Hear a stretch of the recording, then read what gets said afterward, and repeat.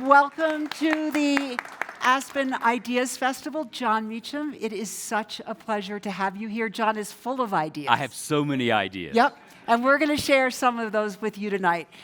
In all honesty... Harry will text me the light bulb emoji. You want to see the light bulb emoji? We're always having ideas. We're going to have an idea. There we go. Idea. All right. Joking aside, it is a great pleasure to welcome Jon Meacham, the Pulitzer Prize-winning author, historian, and today we're going to be talking about his latest book, which is about Abraham Lincoln and There Was Light, Abraham Lincoln and the American Struggle. And Jon, yes, ma'am. While I was preparing, I decided to look into how many books had been written about Abraham Lincoln. And Josh, if we could put that first slide up,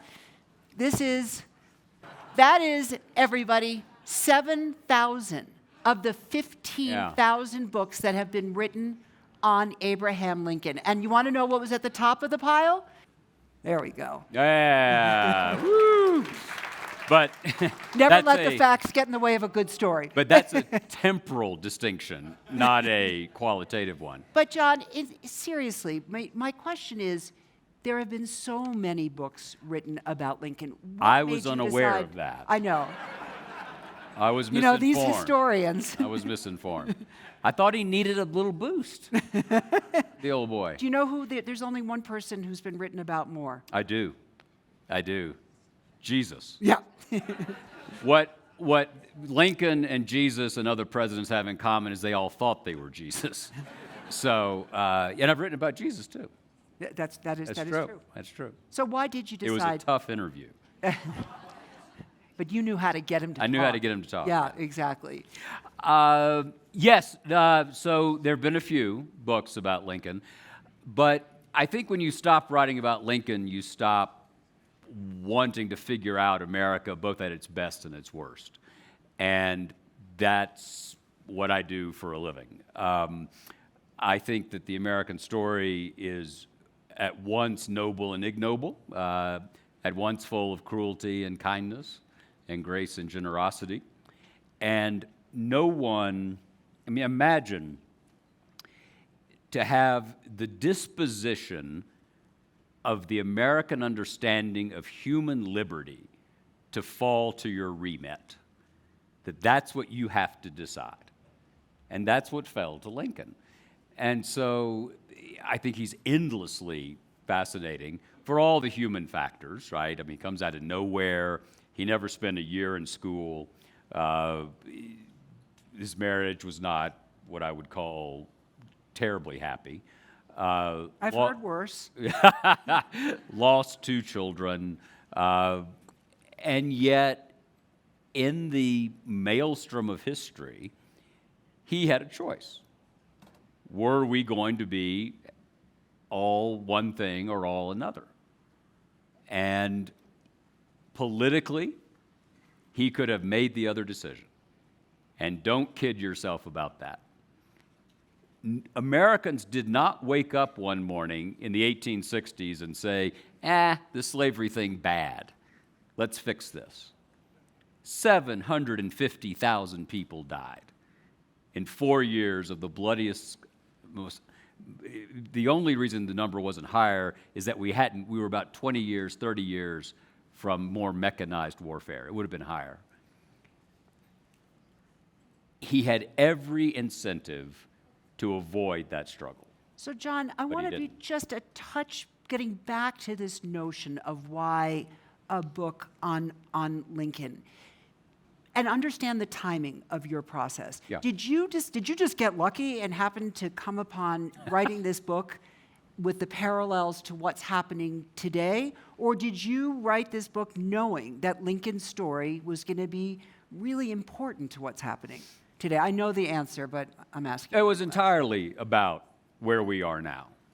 And I have colleagues whom I adore and revere who will undertake projects and will say, what's happening in the present is perhaps interesting, but it's ultimately ancillary to the historical project. I don't believe that, personally. What I do is I try to find figures, topics, forces that resonate in our own time. And it was clear after the events of 2016 that we were entering a period of particular division, and it deepened, and it coarsened, and it ends, for a moment, with an insurrection. Now, I had started before that, but it was clear to me that the presidency has a capacity for great good or great harm. And it's about us. You know, what a president can do is often about managing and marshaling our public opinion, what we all think. But it matters who sits there. And if you send someone to the pinnacle of power without a moral sensibility, that is potentially fatal to the American experiment in liberty. Full stop. And I'll leave it to you to connect those dots. I suspect if you're here, it's not a long line for you. If you can put your tote bag to the side and connect it. I really think that now, are we as divided today as we were in 1861? Close, because it's not just about, our divisions at this hour are not simply about the means of politics. They're about the ends of politics, right? I have a theory that from 1933 to 2017, one way to think about American life and politics is that it was a figurative conversation between FDR and Reagan, right? That there were two central questions. What was the relative role of the state in the marketplace? What was the relative projection of force against commonly agreed upon foes and rivals? Right? That's what we decided. That's what we argued about. And to switch metaphors to a football thing, we'll discuss that in a minute. Perry's not a huge sports nut. Perry met our friend. Oh, here we go. So well, aren't we here to talk about Lincoln? No. This is the only thing you're going to remember. So Tim McGraw is a friend of ours in Nashville. We're neighbors, and Perry got her pith helmet and her passport stamped to come to Tennessee. It took some immigration work to get her from the Upper East Side to Tennessee. I don't live on the Upper East Side. Go ahead. But Tim McGraw is there, and Perry's sort of interested. You know, he's a very nice man and all that. And then about 5 days later, we get a phone call, and she says, "It's so funny. I just saw that football player you all know singing on the Today Show. I can't believe football players can sing." And it took about 5 minutes to figure out that she thought McGraw was a football player. Can we go back? Sorry, Lincoln. All right, because I want to wait. No, football field. So, okay. So if you think about 33 to 17, just stick with me for a second. So FDR, LBJ are pretty much on the left wing 20, right? President Reagan, George W. Bush are on the right wing 20. Everybody else is somewhere between those two markers, right? Truman's probably on the 25, right? Eisenhower, George Herbert Walker Bush, the way Nixon actually governed, President Ford, President Obama, President Clinton. These are all sort of in between these two places. And then 2016 happens. And the conversation that debate ends. And it becomes more elemental. It becomes about identity. It becomes about the rawest understanding of power in a way that Lincoln would have recognized, but most of those other presidents simply would not have done, because there was a certain kind of consensus. Now, this is not an Aspen Ideas Festival meets Brookings Institution argument for if only we could compromise on everything, everything would be fine. There was a right answer and a wrong answer on slavery. There was a right answer and a wrong answer, I would argue, on Soviet tyranny. There was a right answer and a wrong answer on confronting fascism in the 30s and 40s. So not everything is a compromise. But by and large, Americans in this big, complicated, disputatious democracy made certain choices in a range of possibilities. And that range of possibilities is what fell off the table in 2016, 2017. I think it's back on the table with the election of 2020 and 2022, which is vital in this conversation. But ultimately, what I wanted to do with Lincoln was try to figure out why, not just how, but why a white man from the middle of the country, from born in Kentucky, raised in southern Illinois, which makes Alabama look progressive, right? And it was a hugely racist region of that state.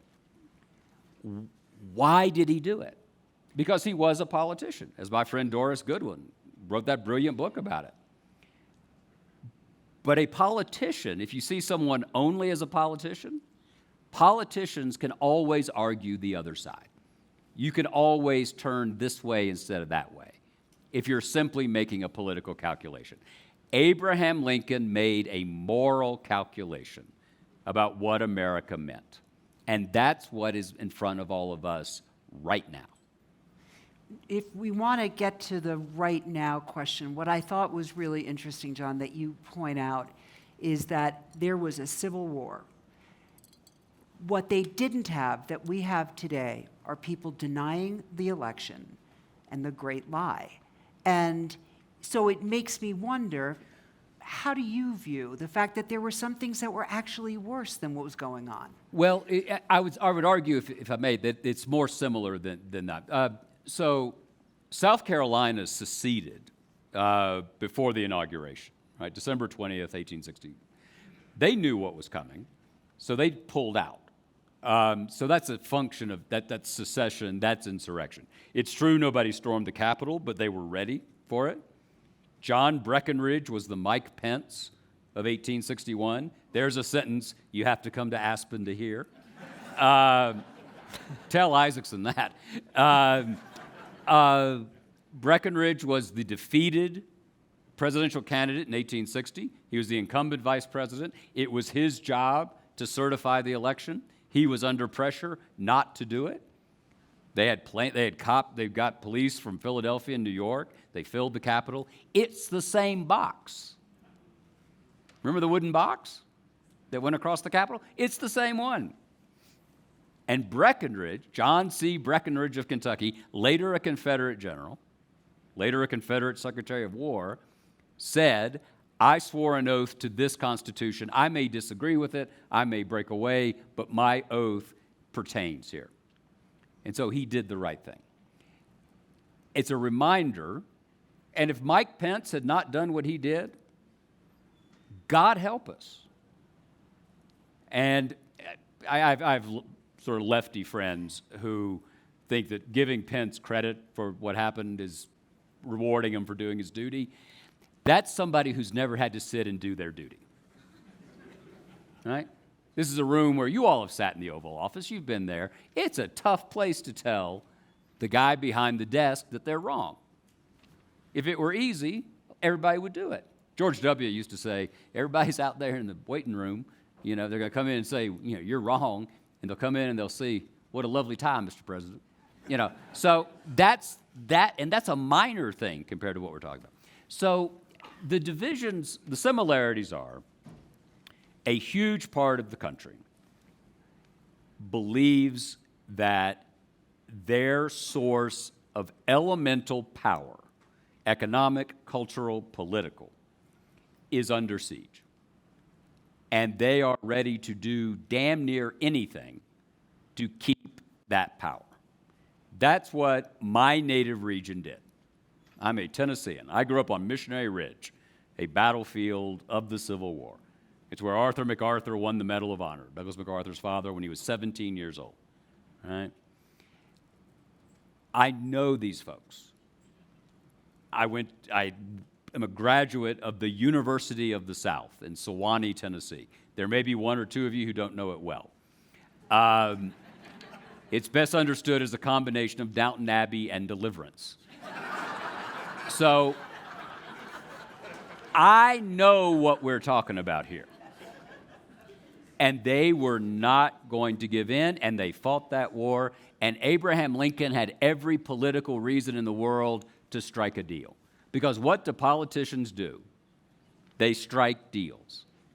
What Abraham Lincoln did in 1861, particularly that winter, even before he became president, is as important to the shape of the Western world as what Winston Churchill did in May of 1940. He stood in the breach, he looked across the channel. In Churchill's case, he looked across the Potomac. In Lincoln's case, and he said no. And there were eminently reasonable voices, and dare I say it, they were Aspen kind of voices, who said, no, no, no, there's a deal here. What is America but an act of compromise? Henry Clay, everything, we were built on compromise. Lincoln said no. So the fundamental question is why? That was my question. And it was fundamentally asked. Because slavery was wrong and should not be extended. That is he said this at Cooper Union in 1860. We believe that slavery is wrong and should be put on a path to ultimate extinction. They believe slavery is right and should be extended and protected. On that question hangs the fate of the Republic. And he had a moral conviction that slavery was wrong. He was not an egalitarian saint. I am not rebaptizing him. We can talk about, and should, his views on racial issues, but he was an anti-slavery politician who had every off-ramp in the world to get out of this, and he didn't. And I believe it goes back to growing up as a Baptist in Kentucky. He was this, imagine this, whenever you think America's not lucky, how many white anti-slavery Baptists do you think there were in Kentucky in 1809? 500? Probably. There weren't 1,000, couldn't be demographically. 2 of them were Abraham Lincoln's parents. He grew up listening to anti-slavery sermons.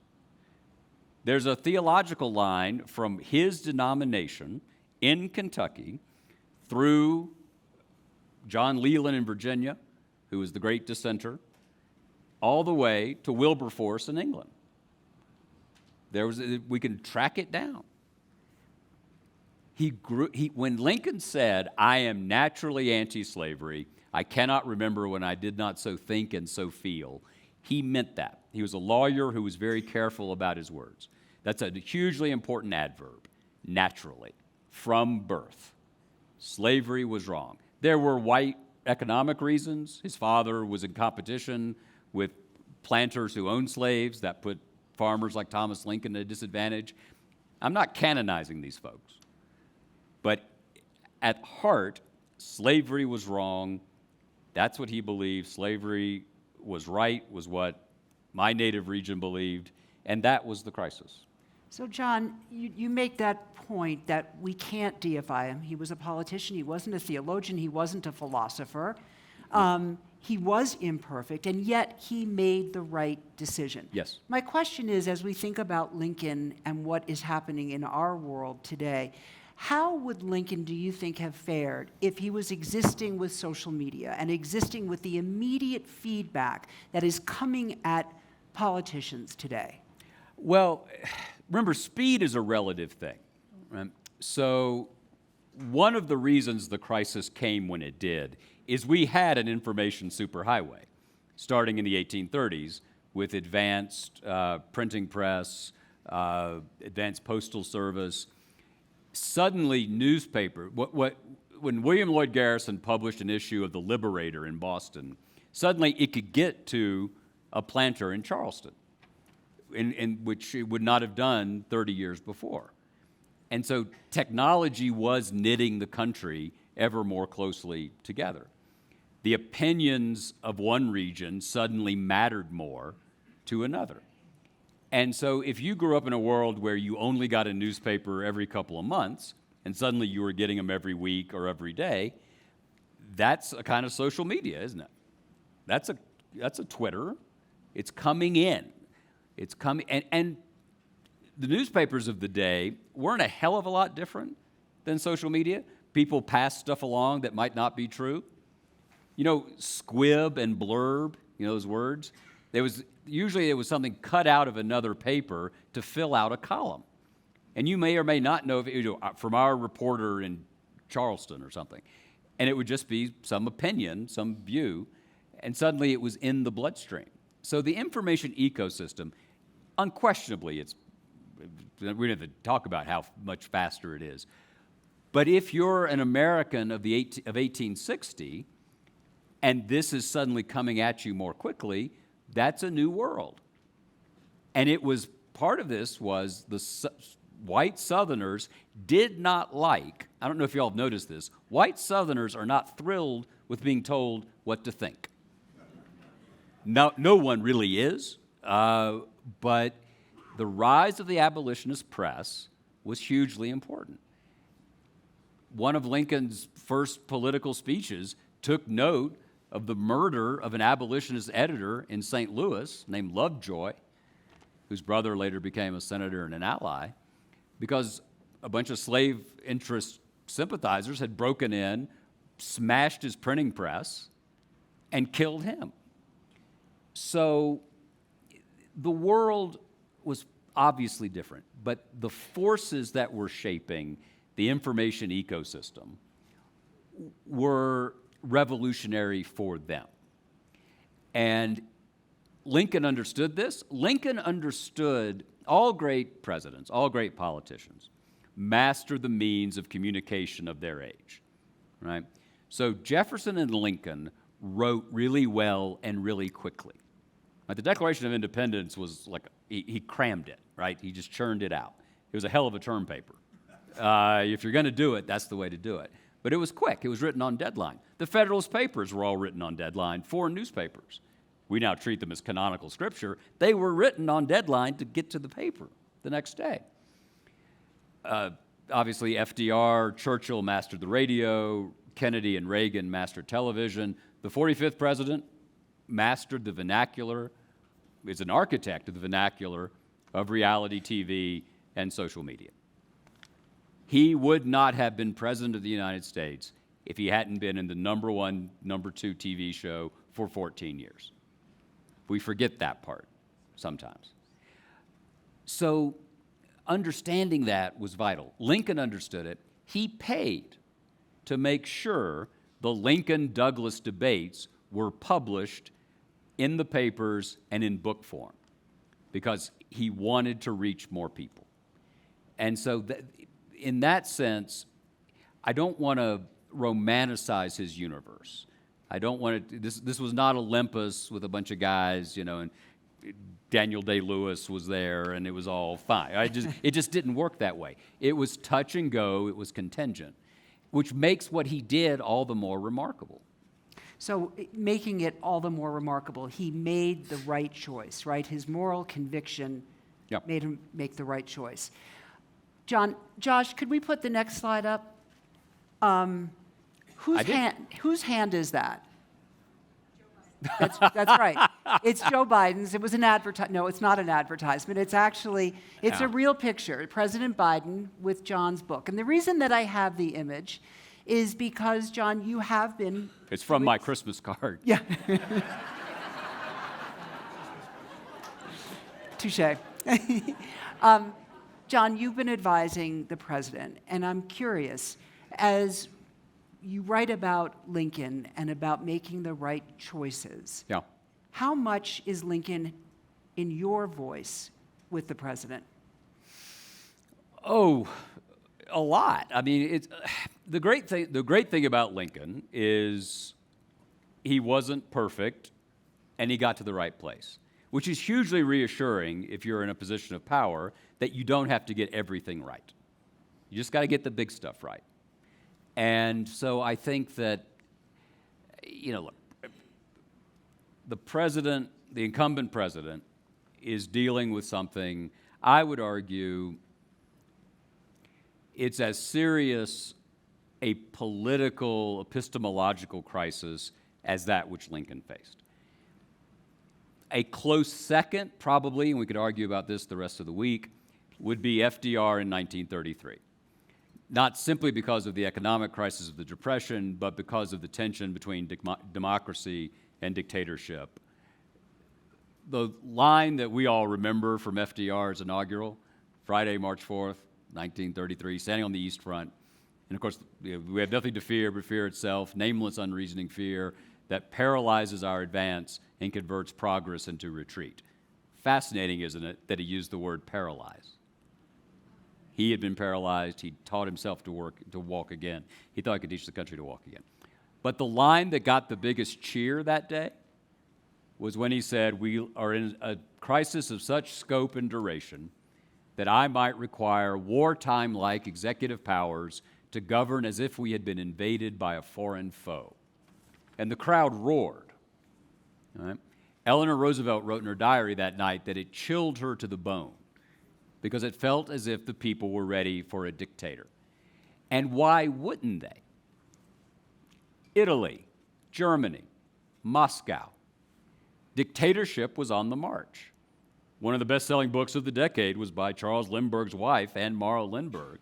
It was called The Wave of the Future.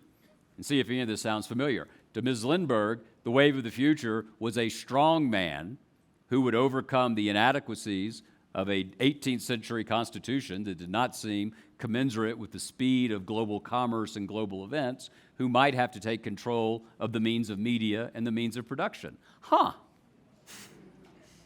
Interesting, right? FDR understood that. That night, when he was going to, like a good Episcopalian, he was having a glass of whiskey and going to bed. And an aide came to him and said, "You know, Mr. President, if you succeed in solving the crisis of the Depression, you'll go down as our greatest president. But if you fail, you'll go down as our worst." And FDR looked at him and said, "If I fail, I'll go down as our last." Right? He understood the stakes of the hour. And so that's a close second here. The third, I think, if we're going to play this game, which is what I do for fun, I'm a lot of fun to hang out with. This is like virtual reality dork porn right now. Is 1968-69, right? A year, 68 starts with Tet. Johnson gets out of the race. McCarthy surprises him. Senator Kennedy gets in on March 16th. Dr. King is killed on April 4th. 6 weeks after that, Senator Kennedy's killed. 6 weeks after that, Chicago descends into chaos and violence. And on Election Day, 1968, Nixon wins by less than a percentage point over Vice President Humphrey, and George Wallace of Alabama carried 13.5% of the popular vote and 5 states in the Electoral College on an explicitly segregationist platform 20 minutes ago. So not a great year. I don't want to make America great like that again, do you? No. But Nixon steps in, and I'm on a Nixon, a pro-Nixon kick right now. He governed from the center in many ways, right? EPA proposed a health care plan far to the left of Obama, a guaranteed income. He was Andrew Yang before Andrew Yang, right? Under Moynihan's influence. And I think, I was going to say to his credit, but maybe not to his credit, but it is still a fact of American history that when Richard Nixon broke the law, he followed the law. He left. He had a sense, ultimately, of shame. Right? Those are the 4 moments, right? Civil War, 33, 68, 2021. And so if you're Joe Biden, and you've been in federal office longer than Bill Clinton, Theodore Roosevelt, John Kennedy, or Barack Obama had been alive before they became president, 46 years, you've got a lot to deal with. And I think he's as Perry says, look, you should know this, he's my friend. I'm not a Democrat. I'm not a Republican. I voted for both. But the margin's closing, as you might imagine. But I think he's done a remarkable job. And we're living in a polarized world where a 43, 44% approval rating in the old days would be 52, 53. Here's a fun, dazzle your friends at Thanksgiving with this. 60% of Democrats voted for Dwight Eisenhower twice. 60% of Democrats voted for Richard Nixon in 1972. You know how many Republicans voted for Joe Biden according to exit polling? 4%. So it's just a different, the structure is just different. So what's the most important piece of Lincolnism that you share with President Biden that is useful to him? Oh, I don't know if it's useful to him, but do what's right, because the long term is a hell of a lot longer than the short term. We're sitting here talking about Abraham Lincoln. We're not talking about George McClellan, right? We're not talking about John, well, we talked about John Breckinridge for an odd reason. Do what you want us to tell the story of, as long as the English language is spoken in any corner of the globe. It's an old phrase of Churchill's. He said that the story of America would be told as long as the English language is spoken in any corner of the globe. Do what you think is right. Harry Truman left town with a 19% approval rate. There's not a single American president since who would not kill to be Truman, right? We grind these people down.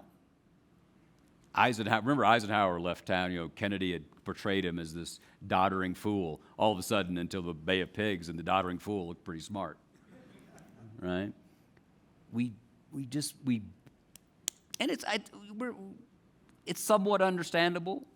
We're people, so we want bright, shiny things all the time.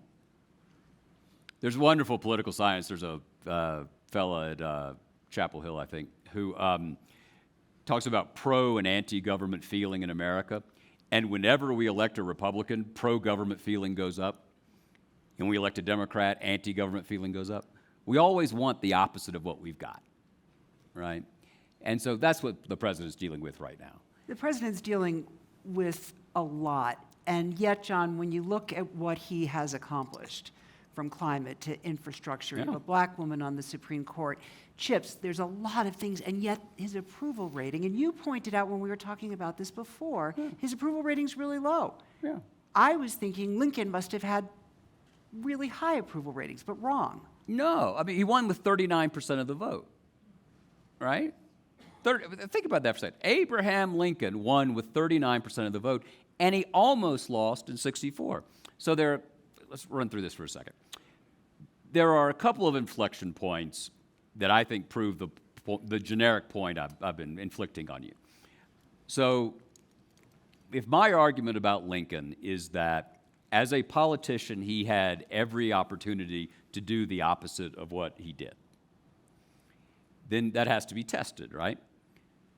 So who here, and we won't out you as a dork, and this is actually an intervention. Your family wanted us to have you here. Who here knows the Crittenden Compromise? Fascinating. Okay. The Crittenden Compromise was a project of a Kentucky senator proposed in November and December of 1860 that would have avoided civil war by reinstituting the Missouri Compromise line, running it out to the eastern coast of California, because California had come in as a free state in 1850, allow slavery to take root in Mexico and Arizona, and avoid civil war altogether. Charles Francis Adams of Massachusetts was for it. Most of Wall Street was for it. 20,000 New York businessmen sent a petition to Washington. All 4 living former American presidents were for it. Part of it was they thought, well, plantations can't take root in the desert, so let them have slavery there, and we'll avoid war. Lincoln said no. Seward was for it, the man who thought he should have been president, like every Secretary of State. It's part of the job description. The leading Republican, except for Lincoln, wanted to do it. Lincoln said no. Why? And this is important for us right now. Because he had listened to what the white South said. And the white South said repeatedly that they wanted Cuba, they wanted Nicaragua, they wanted the northern parts of Mexico. They were not thinking that slavery was going to be solely confined to the Southeastern Conference, right? It was not just going to be the SEC. It was going to grow. I gave that to you twice because it's funny. But it's not funny. 4 presidential administrations had tried to annex Cuba. Remember the Knights of the Golden Circle? John Wilkes Booth was a Knight of the Golden Circle. The Golden Circle was a slave-based projected empire that the political capital would have been in either Richmond or Montgomery. And the center of that Golden Circle was Havana.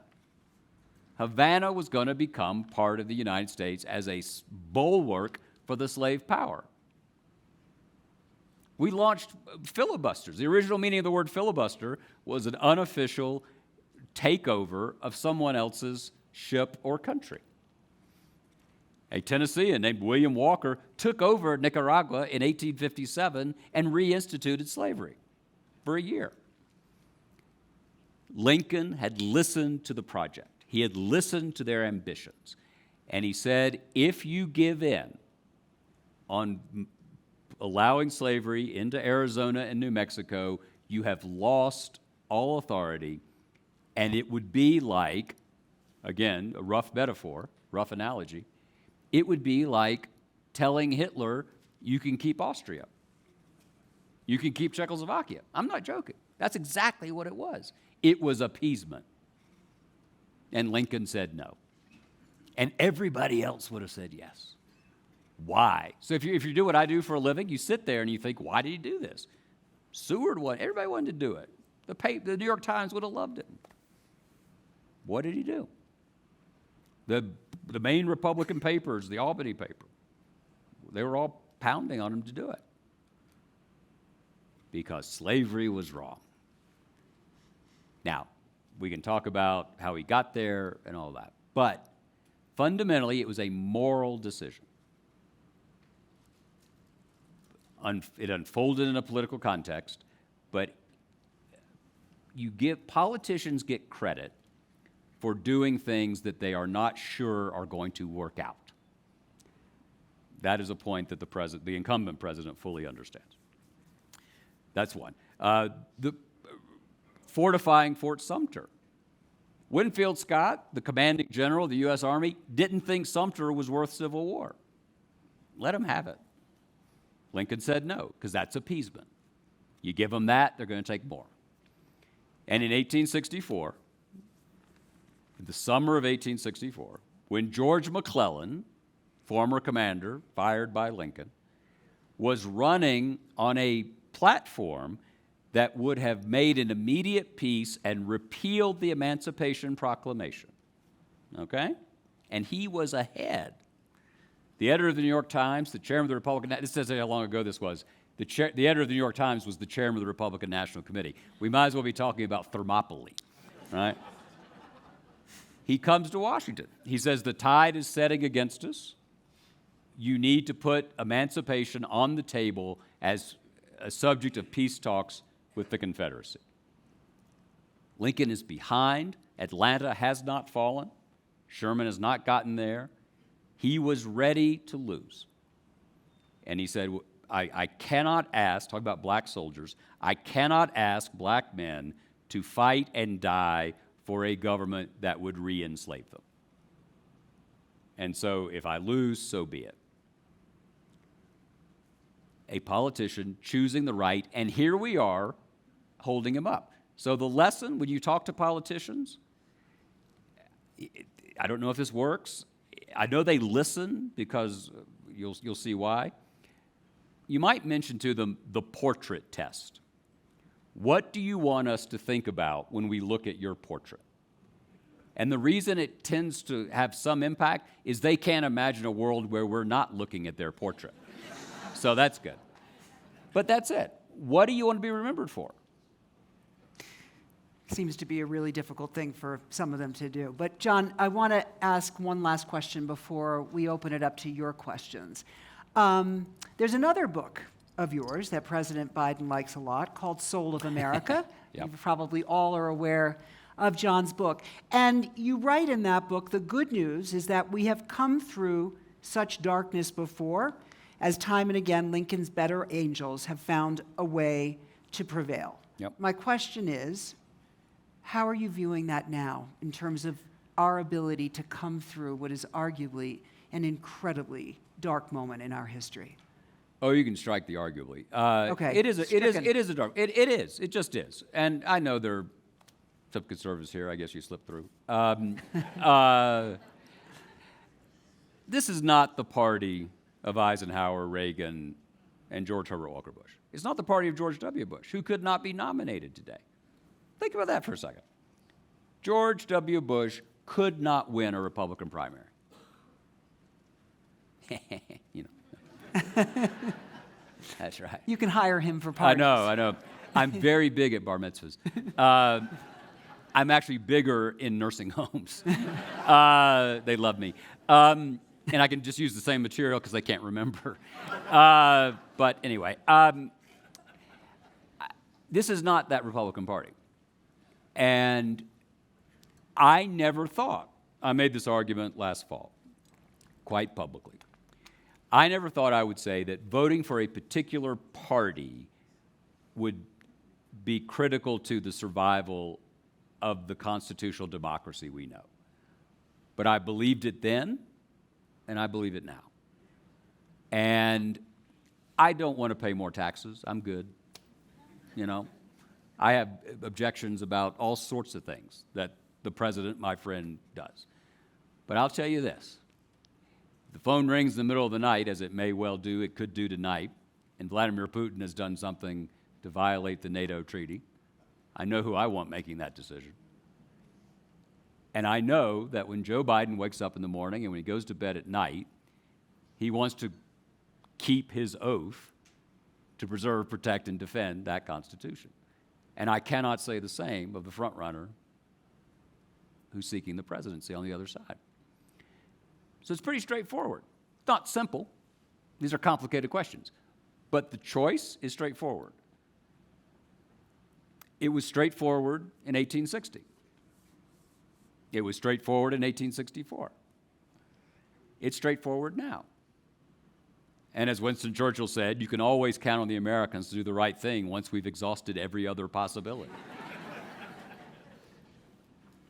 How about we take some questions? Yes, ma'am. All right. Here's what we're going to do, because I know there are going to be a lot of questions. We're going to do section by section. We'll do one. We'll move through. And we'll start over there with the gentleman in the front. And I believe we need microphones. Is that correct? Yeah. And if you wouldn't mind, sir, please just identifying yourself. Absolutely. Thank you guys for doing this. My name is Chris Gates. Jon, could you say something about the influence of Frederick Douglass Yes. on Lincoln? Douglass is the most important American of the 19th century that we need to build a monument to. I spoke to, just brilliant and brave and eloquent and against all experience, I would not have been this way.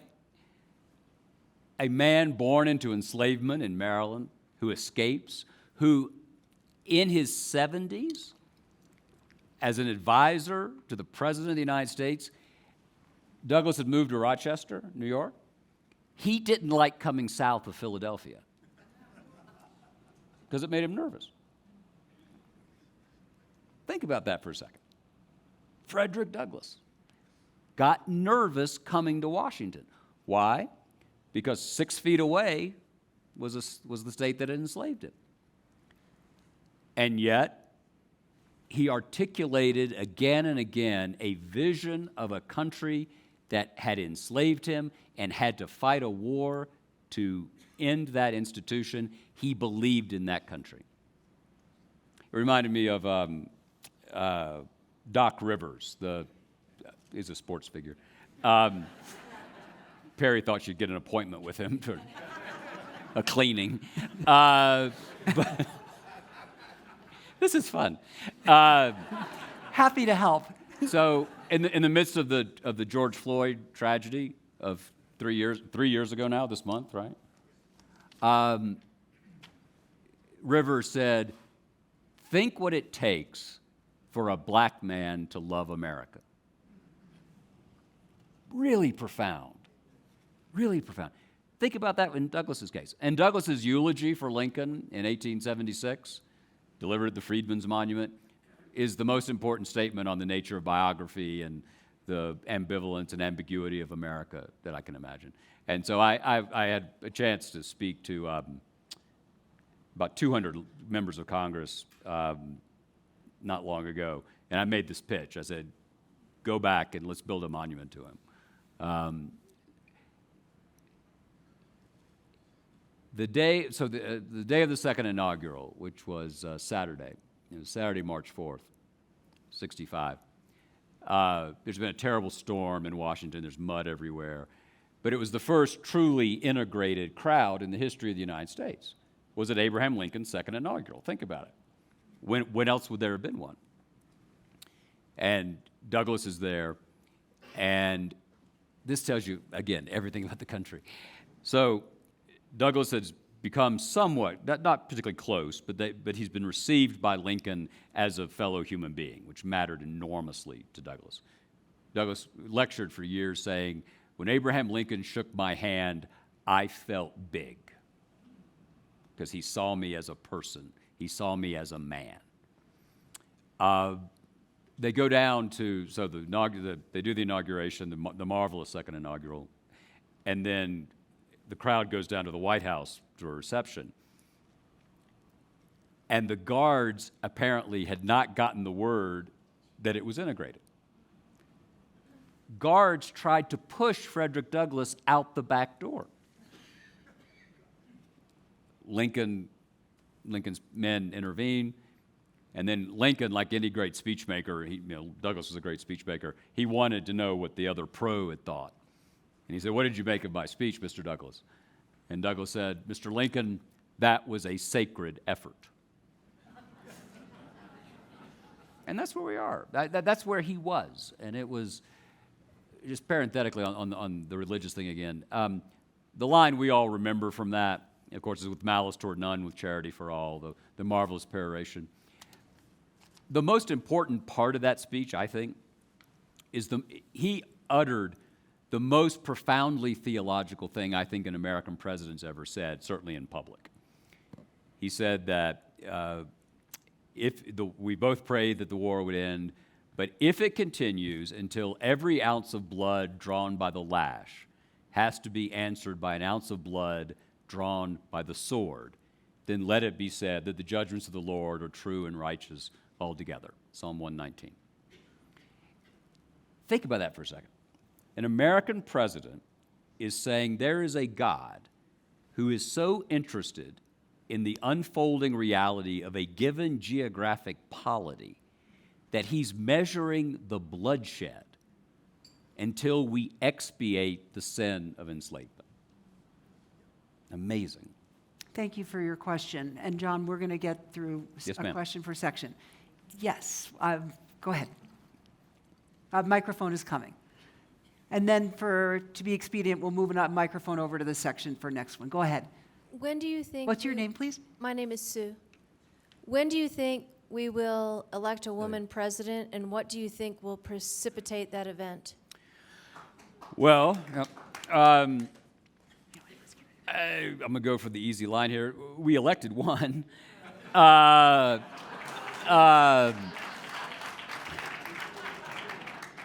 Sorry, low-hanging fruit.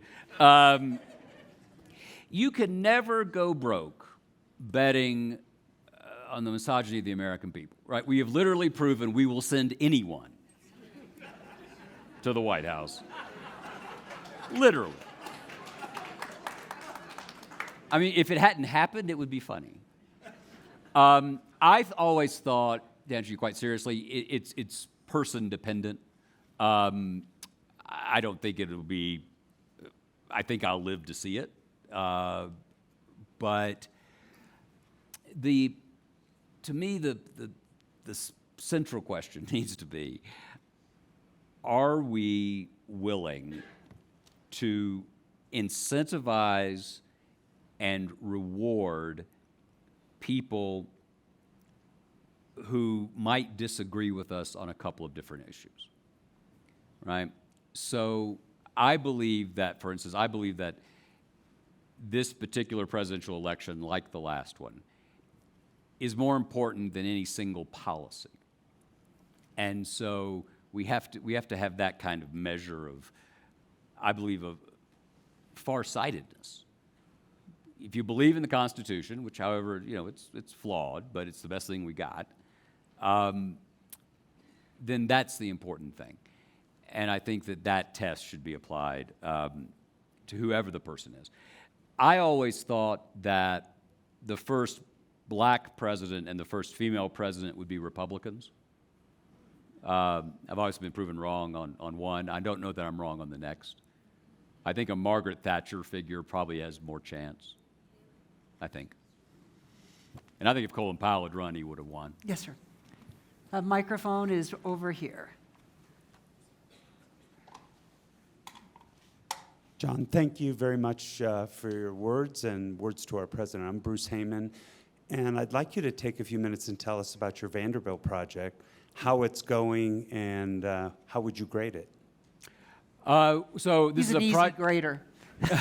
So this is a project on unity and democracy that really grew out of 2020. I have a theory, blessedly free of actual data, but I'm a biographer, so that's okay, that because of the polarization we've talked about, you're really talking about a reachable universe, and this is a number I'm kind of making up, but probably 15 million people. And you pray they're in Pennsylvania, Wisconsin, Michigan, and Georgia. Look, I will confess that there are 71 million Americans who looked around at 2017 to 2020 and said, yeah, let's do that again. Surprised me. But they have the same franchise I do. One distinction is I want to honor their franchise and they don't want to honor mine, but we'll work that out. The way we've defined unity for the purposes of this project at Vanderbilt is an agreement that there are facts that should be impervious to partisan interpretation, right? That there is a ceiling, there is a floor, and it's not woke to say there's a ceiling, and it's not fascistic to say it's a floor, right? That there are certain things that we can agree on and then decide what to do about. And so unity is not about, this is what we were just talking about, unity in this case is not about let's all get together and agree on everything. It's about let's affirm constitutional principles, an arena in which politics is not a death struggle, but is the means by which we solve problems in the public sphere for a given amount of time. And that kind of unity, I think, is achievable. And one of the things that's going to be really interesting to watch, I think, over the next, 18 months, however long it is I think the delta, I think the people who will decide the election in 2024 aren't going to tell anybody before they go in and do it, right? And I don't think they're watching cable news right now. And let me make just a really bold statement and say, I bet they're not in the room, right? Y'all are engaged, you're active, you know what you do. And it's not a dismissive point about them. They're living lives.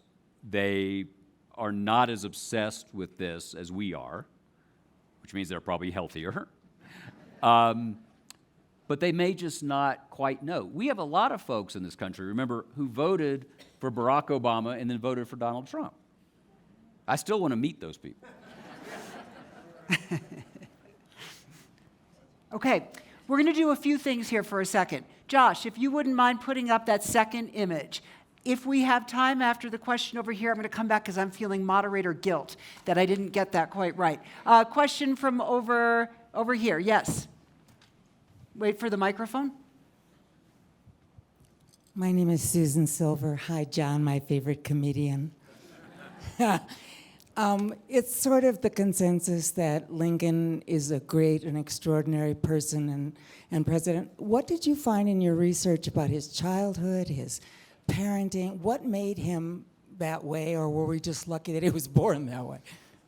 No, it's a great question. He, he thought he lived with a sense of stigma.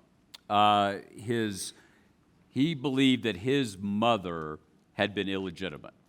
And there were rumors circulating in the Kentucky, Indiana, Illinois childhood that, in fact, he was not Thomas Lincoln's son, his father. And there was a man who claimed to be Lincoln's father. It was kind of a messy frontier world in that sense. Like a lot of figures, Freud wrote about this, people who feel a sense of illegitimacy from birth are particularly driven to achieve, to prove any doubters wrong. I think that's a big part of this. He talked about it with his law partner, so this isn't just practicing therapy without a license, although that's what biographers do. I believe that the religious side is really important, partly because if you think about it, Lincoln didn't go back to the cabin after splitting rails and stream, Netflix. Right? He didn't have anything to do. And so public performance, there was no theater. Politics wasn't really the big mass meetings until much later. What was the central public commerce of communication of ideas? Sermons. That's one of the reasons they went on so long, is because folks didn't have anything else to do. And so I think that mattered enormously. He was never close to his father, didn't go to the funeral, didn't really bother with where he was buried. There was a tension there, and I think part of it was, as President Obama once told me, presidents tend to either have a really dominant father or no father at all, right? If you raised a normal child, sorry, they're not going to make it. It's really interesting we've had two presidents in our lifetimes whose names weren't their names. Clinton and Ford were both stepsons because the other father had wigged out. And Barack Obama, this is fascinating. Barack Obama saw his father really once. There's a picture of them in Hawaii, and he's clinging to him because the guy had gone to Harvard instead of going, I've forgotten where, maybe Berkeley.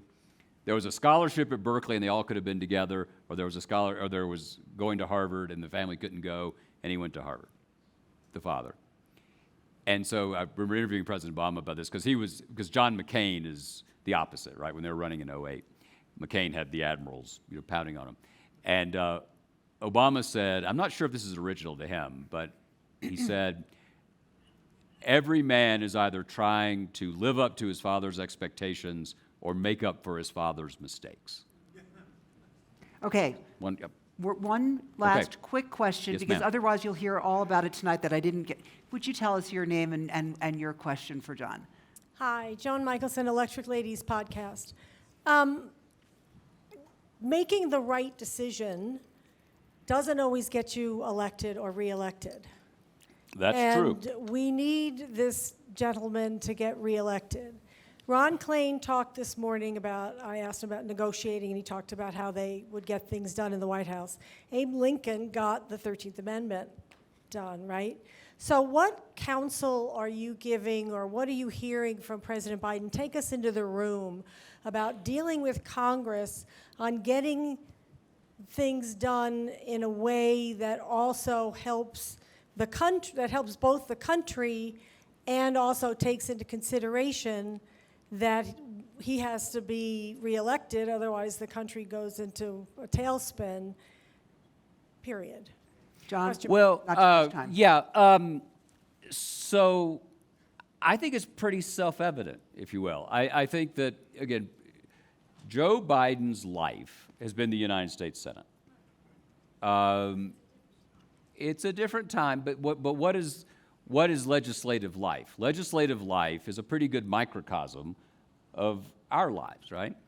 You know, you're against somebody in the morning, you're for them in the afternoon. You know, you've got to keep those conversations going.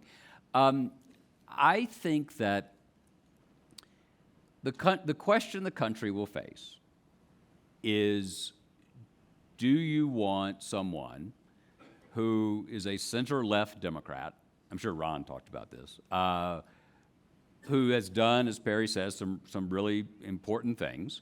You can disagree with them, that's fine. But if you're going to disagree with them, don't feel the insurrectionist against him, right? And so, and again, this is not, people keep saying, oh, it's not a condemnation of the whole Republican Party. It kind of is. I mean, let's be honest. I mean, they've made this choice. They've chosen to be a fully owned subsidiary of this particular man. Maybe he'll lose maybe, you know, God knows. And we'll just have to see what unfolds. What I think, if I may, I think all of us face an enormous test of citizenship.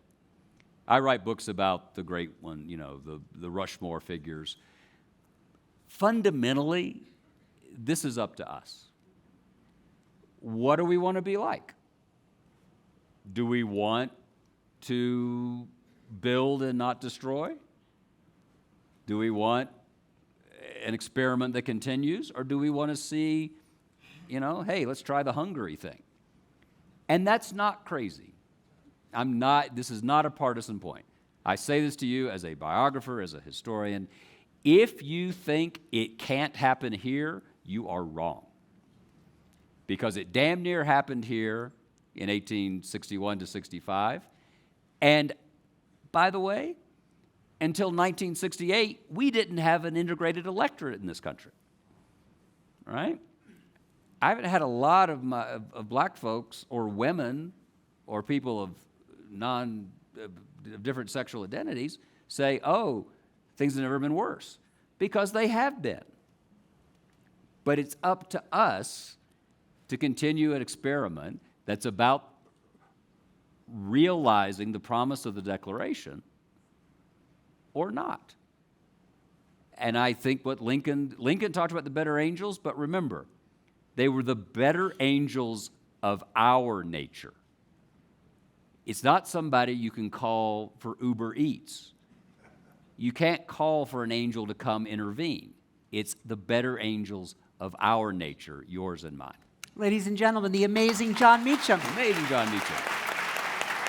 Thank you, Donald.